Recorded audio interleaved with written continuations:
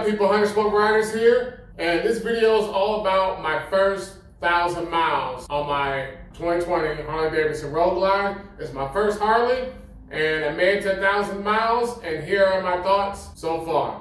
What can I say, man? First, I'm gonna start off with, yes, mistakes were made. Let's get this out of the way, and I want to talk about the mistakes I made.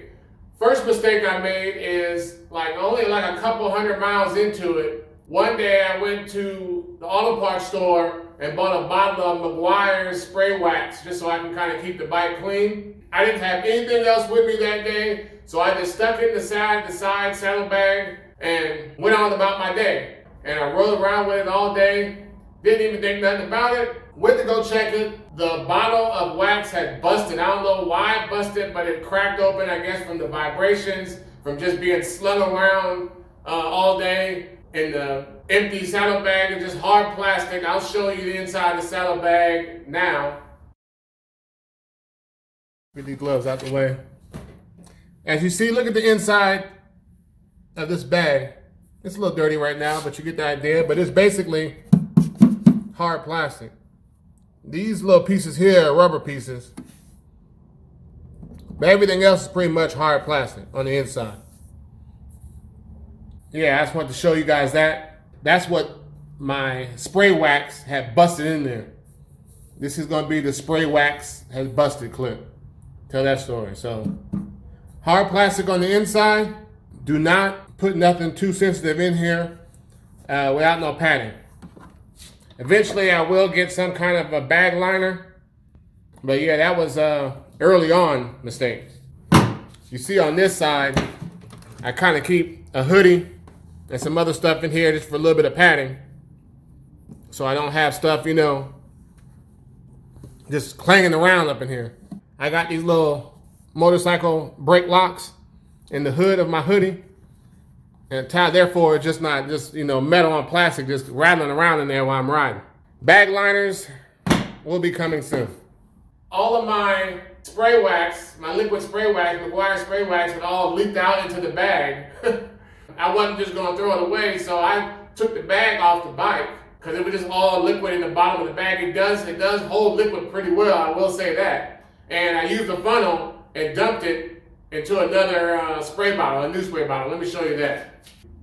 I wasn't gonna buy a new bottle and just dump it out. So I put it all in here. The bag was clean, there wasn't else inside the bag. So now this is my spray wax, and I think this is for some kind of hair product or whatever. I don't know where this bottle came from, but yeah, I had to transfer it. That was mistake number one.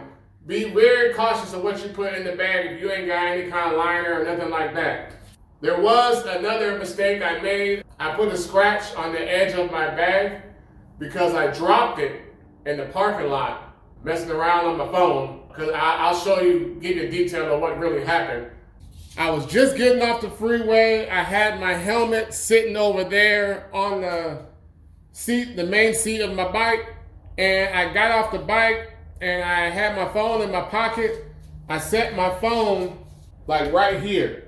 That's where I had my phone sitting. Now, somehow this other bag flipped open, this other lid flipped open. I was rumbling around in there. I guess I was moving the bike. The phone slid off of there and went down into here. My phone slid down in here and landed right on that hot pipe, right after I got off the freeway. So then I was in a mad panic. So I was like, oh man, my phone. I don't want to land on the hot pipe melting my phone. I took the bag open and I started taking these off so I can get this bag off, to get to my phone that was laying on the hot pipe after I got off the freeway.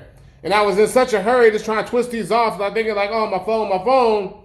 And then when I got it all the way off, I wasn't paying attention and the whole bag pretty much fell off just like this, open onto the ground. And luckily it was like a blacktop parking lot. And all it did, right on the edge there, it's kind of hard to see, but it left a light little scuff right there on the edge. Okay, now you can really see them.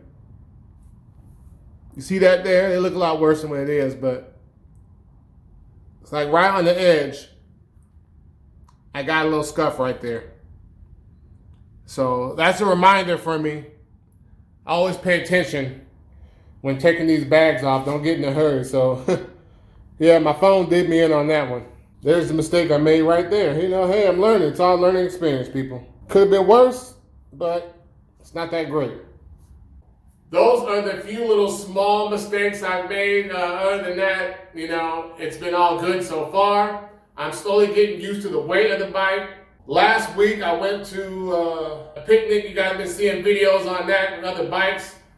Before I went there, though, I went kind of the wrong direction. I went up South Mountain, and I rolled around South Mountain. I did find the limitations of the lean angles on that bike because I did scrape my floorboard leaning up going up South Mountain. If anybody's familiar with Arizona and South Mountain, there's a lot of curvy roads, the popular biker road, you know, but yeah, that was real sketchy, scuffing them floorboards. It's not like a major scrape, but you definitely felt it when that floorboard scraped the ground. So it made me lean up real quick. So I did find my limitations of my lean angle, so I am getting a little more comfortable with that.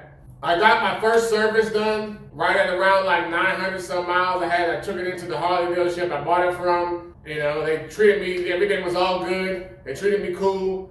Got it in there, did the oil change. They said everything looked all good. Went on about my business. You know, it was a quick little, you know, I dropped it off, went to the gym. By the time I was done at the gym, it was ready, so I just picked it back up.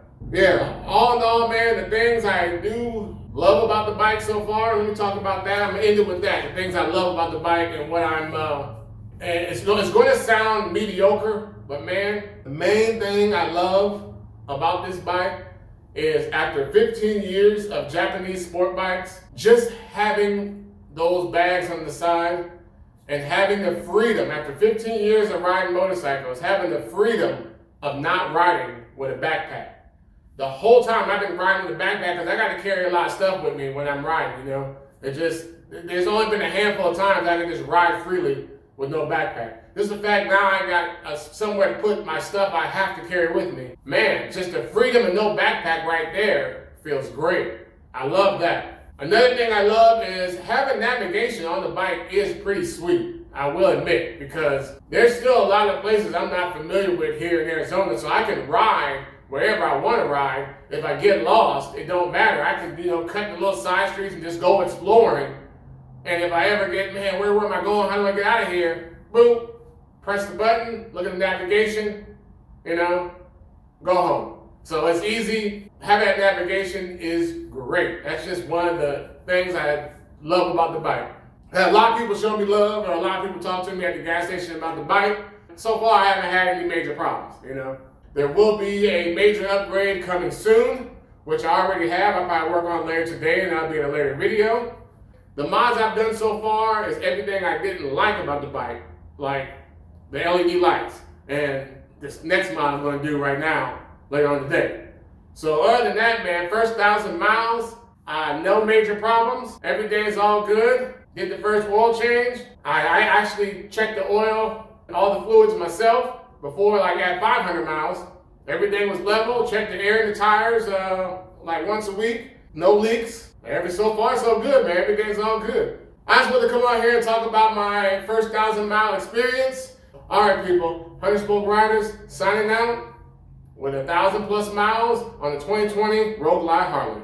All right, thanks for watching Hunter Spoke Riders video. If you're subscribed, make sure you turn your post notifications on because I do not have a set schedule of when I drop videos. I just do them whenever I am motivated to do videos.